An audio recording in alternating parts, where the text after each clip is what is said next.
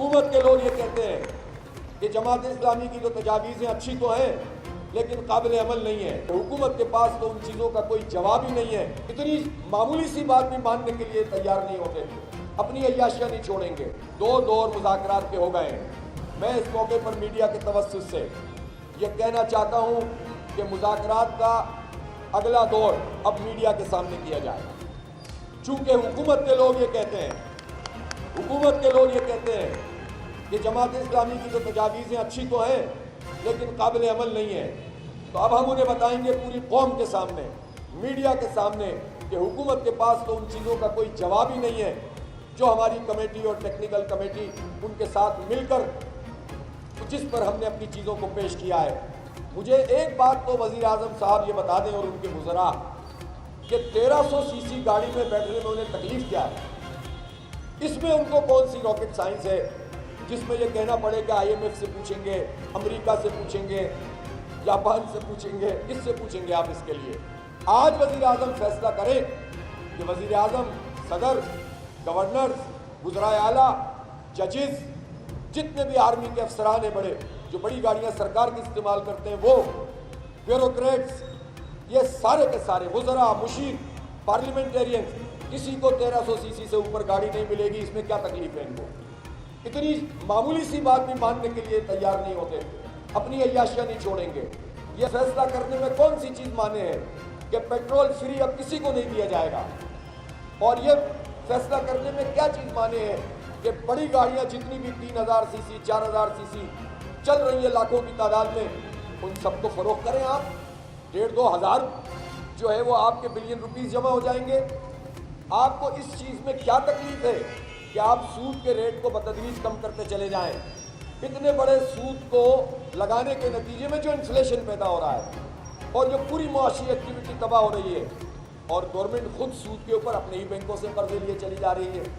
जो हमारा 79 billion rupees का 79,000 बिलियन रुपीस, 79 ट्रिलियन रुपीस, इसका इंटरनल हमारा कर्जा है। ये इंटरनल कर्जा क्या है? ये ज़्यादातर बैंकों से लिया हुआ है। अब आपका सूद अगर 10% होगा तो ये कर्जा 4,000 अरब रुपए होगा सूद इसका, और अगर आपका ये कर्जा 20% सूद पे होगा तो 8,000 अरब रुपए देने पड़ेंगे। तो ये तो गवर्नमेंट के हाथ में, ये 4,000 5,000 अरब रुपए तो आराम से कम कर सकते हैं। अगर ये कम नहीं कर रहे और ये सारा बोझ अवाम पे डाल रहे हैं तो पाकिस्तान की मईशत क्या करेगी, और एक गरीब की मईशत कहाँ जाएगी, एक मिडिल क्लास की मईशत कहाँ जाएगी? लिहाजा पूरे इनके फसाने हैं जो इन्होंने गढ़ के रखे हैं, या तो ये इंतहाई नाअहल है और या करप्शन और किकबैक्स लेने वाले लोग हैं। और मुझे तो ऐसा लगता है कि इन दोनों चीज़ों में मुकाबला सख्त है कि नाअहल ज़्यादा है या करप्ट ज़्यादा है, और इसके नतीजे में पूरी कौम इनका जो है वो भुगतान भुगत रही है।